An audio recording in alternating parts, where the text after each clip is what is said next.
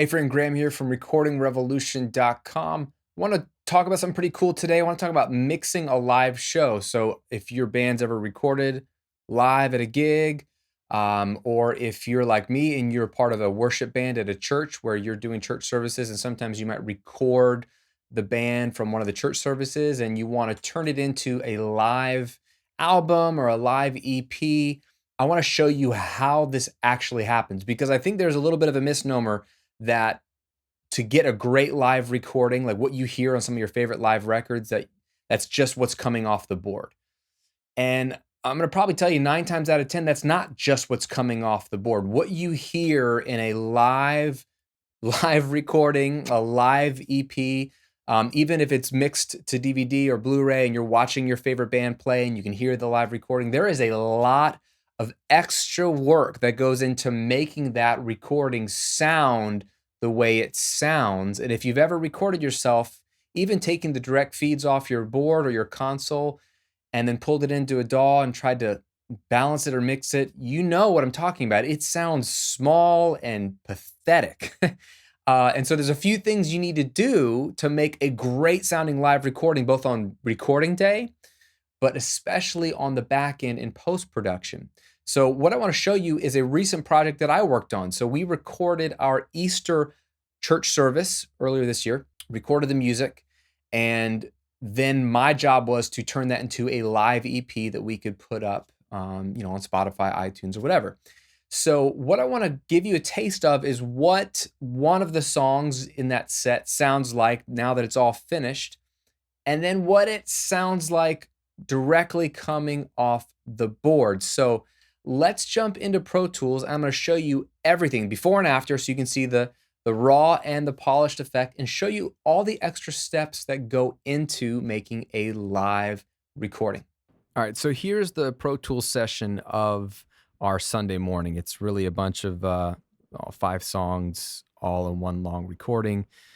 And I'm going to start you in the middle of one of the songs. What I want to do first is give you a taste of what it sounds like completed, like mixed. And then I want to quickly show you what it sounds like coming off the board, what I actually captured on that Sunday. You'll hear the difference. And then I want to show you what I'm doing step by step to get the live recording to sound the way it sounds. So here it is, all kind of finished. I've never heard a sweeter voice. It made my aching heart rejoice. Oh, the love that sought me. Oh, the blood that bought me. Oh, the grace that brought me to the fold of God's grace that brought me to the fold of God. And here's what it sounded like raw on recording day. I've never heard a sweeter voice. It made my aching heart rejoice. Oh, the love that sought me. Oh, the blood that bought me. Oh, the grace that brought me to the fold of God. His grace that brought me to the fold of God.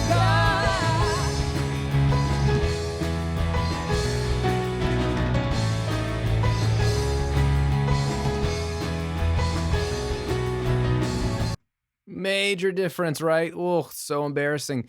We got a couple of things are just level, right? The vocals were way too hot, dry off the board compared to everything else.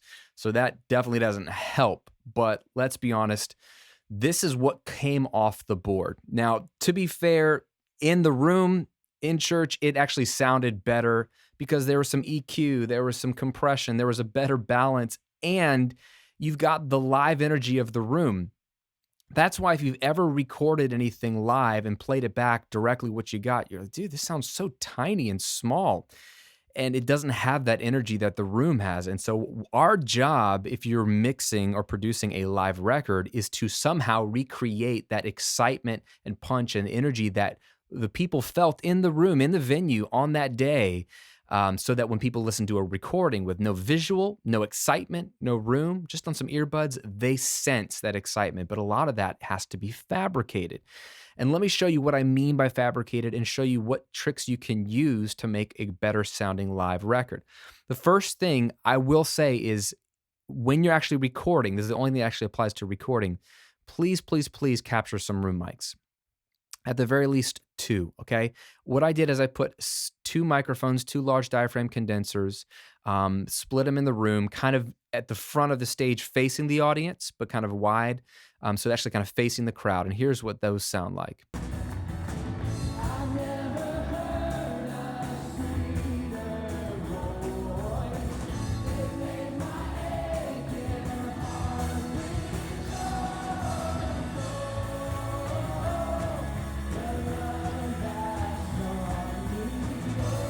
So you're getting a little bit of the crowd, but you're also getting us coming through the speakers and the mains, and it just kind of bleeds together. This is great for having a sense of space, having a sense of the room. Without it, your live recording is really hard to make it sound real. Also, when people clap, when people do sing along, when people cheer, you can bring the level of the crowd mics up, and it really gives you a sense of like, I was there. So please, please, please put at least two microphones up somewhere to capture some stereo image of the room. It doesn't have to be perfect. Trust me, I didn't have much choice on this Sunday because there's a lot of people walking around for the communion lines and a bunch of things. So I had very limited options when it came to where to place these mics. And we set up and tear down in a gym, so I can't hang them from the roof or position them wherever I want. So capture stereo room mics. That being said, the rest of it's all in post-production. Here's a couple of things that I do. Number one, when it comes to the vocal, here's my vocal off the microphone. Get rid of the crowd mic. I've never heard a sweeter voice. Okay, couple things. One, maybe I'm not singing so great. Maybe it's a little pitchy. I'm jumping around. It was a hype morning, so it's not going to be the best performance. But let's say I just knocked it out of the park and had a great vocal performance that I was fine with. One of the biggest problems with vocals when I'm standing not too far away from the drum kit is all that drum bleed.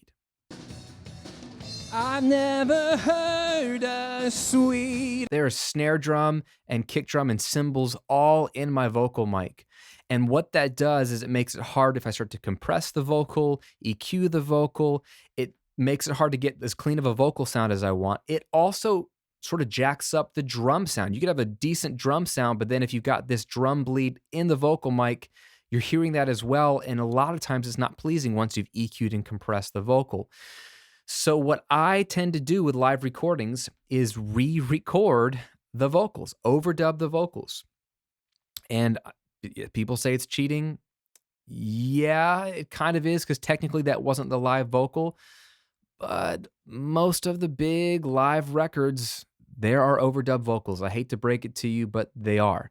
So your job is to re-record the vocals, but not make it sound like it was re-recorded. So what I do is I re-record on a separate track, and I try to do it in one take. I don't tune it. I don't edit it like crazy, just so it still feels like a live take, but I have more control. So on this separate playlist here, I have my re-record. I never heard a sweeter voice. It made my aching heart rejoice. Right? Just straight off the mic, no doctoring up. Just, it's a lot cleaner because there's no bleed, and I can just focus on singing. I'm not playing guitar. There's no live audience. It's just, I re-record it in one take. Now, what I do, you'll see lots of edits, okay, throughout all these songs. These are multiple songs. What I'm doing is I'm splicing in elements of the live track because I have to sing it just the way I did it on that morning because the room mics capture my vocal as well. So if I am off with the room mics, if it's loud enough, you'll notice it. So certain words I'll cut in. So this is a combination here of my re-record, and then maybe this part is the original take.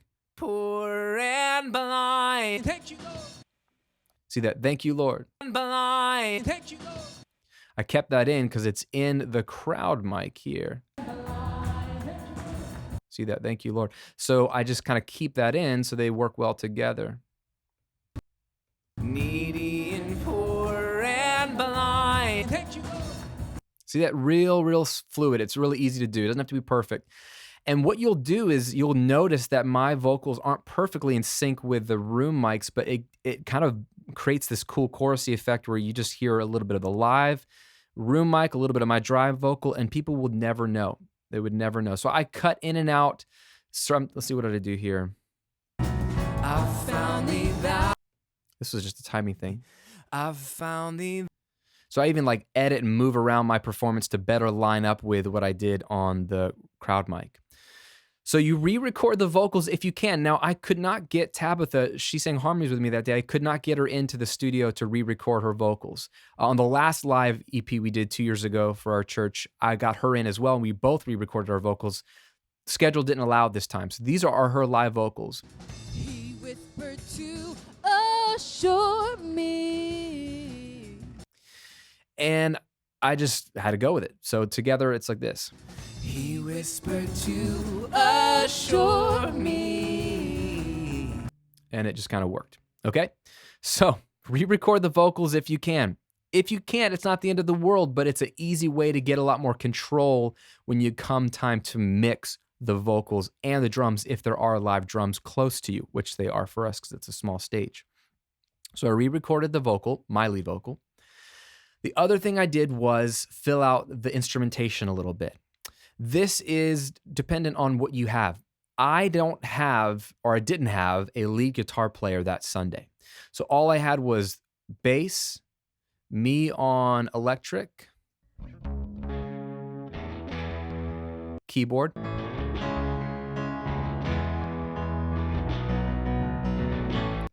and so when we got into the rocking choruses, this is all we had live was these three instruments other than the drums.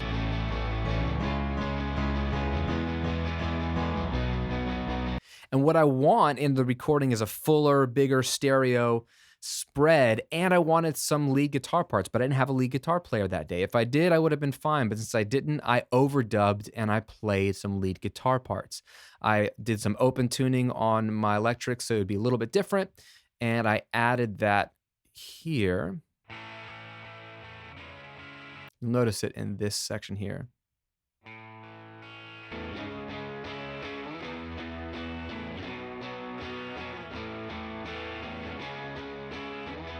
See, that wasn't there on Sunday. Cheating, yes, but to fill out the live recording, it just sort of fills out the left side. You don't notice like, oh, there's a lead guitar part. It's more filling out the arrangement. It felt kind of weak, so I've just layered in another electric guitar part. I also played some acoustic guitar. Again, I didn't have an acoustic guitar player, so I just recorded some.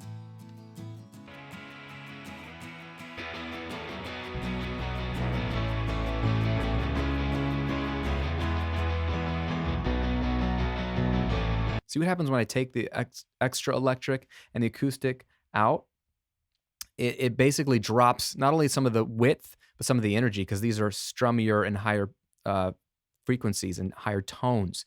So I'm filling out the arrangement with 2 extra guitar parts. Just wanted to let you know about that. Those are overdubs. I also added tambourine, because tambourine is, I add this to studio recordings all the time. If I record a band and there wasn't a tambourine, or I get a mix, sometimes I'll just go play tambourine as part of the mix, because you never know that it's there, but it just creates an energy lift. And so to go from the verse to the chorus, I added that. In heart rejoice, oh. Right?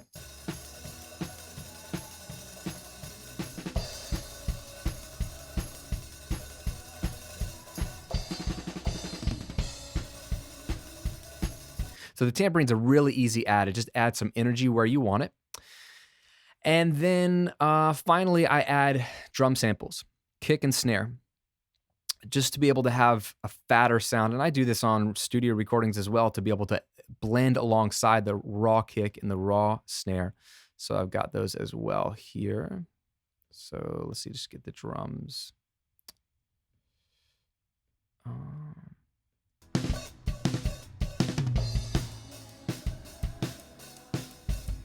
Sorry.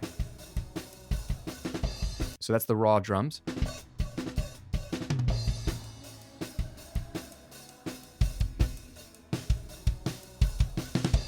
And that's where the samples.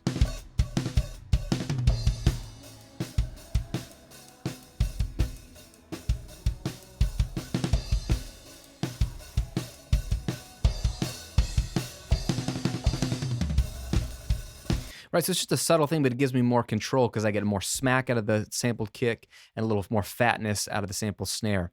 So I'm adding a re-record of the vocal, overdubbed some electric guitar, overdubbed some acoustic guitar, overdubbed some tambourine, and layered in some kick and snare samples. Those are the overdubs. That's like, I spent a day, recording that stuff and then doing any edits. That's the other thing people ask me about. I asked my VIP members, what do you want to know about live recording and mixing a live record? And someone said, what do you do about editing timing issues? Well, I went through, like any record, section by section, and made sure the timing was good. Any bass guitar notes that came in too early or late, anytime I flubbed my guitar part, I adjusted timing of everything, keyboard, everything like you would on any record, just subtle, like, oh, that was a little too early, or I hit the wrong note there, let's copy it from somewhere else. There's no grid. Although we played to a click, I could pull up a grid. I just did it relative to each other and made sure there's no distractions. Now, that's all the recording work, the overdubbing work, to get a much better arrangement before you even mix. From there, you're just doing regular mixing like you would any other record. Some of the specifics to live mixing, though, would be reverb. So I try to put a lot of stuff through a reverb, and that blends with the crowd mic to give, again, a sense of space. And then really the crowd mic, you blend that in like crazy. And what I've done, if you were to look at my crowd mic track on all the songs, it's all the way here, I've automated at times. I brought up or down the crowd mic as needed for more energy, more clapping. If I want to hear more of the room sound to make it sound live, or if it sounds too washy, I'll take it down so it's a little tighter, and you can automate that to blend alongside as well. Very similar with, like, say, Tabitha's vocal. At times, actually, I didn't do it with automation. I did it with clip gain. I adjust her volume because she was inconsistent. Some songs she was louder, some songs she was quieter. One thing I did was add some stereo width on the master bus to just make everything a little bit wider. I was referencing some other live performances that I liked, and I wanted to get more width. And you could either do that just on the crowd mic or on the entire mix. And I did a little bit of both, ended up going with just on the entire mix as well. So let me give you one more before and after of what this all sounded like live off the board, and then after it was done.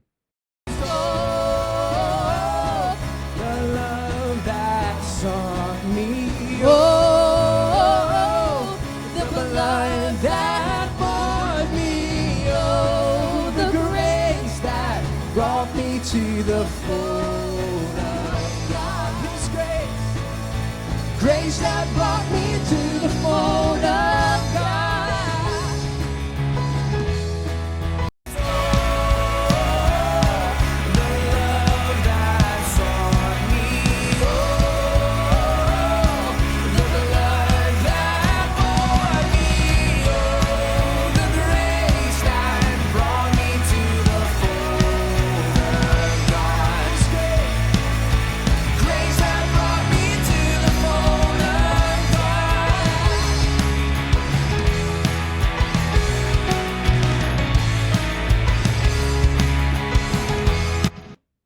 And there you go. That's how we transform live raw tracks off a board that sound small and weak and not exciting and turn them into an exciting live mix.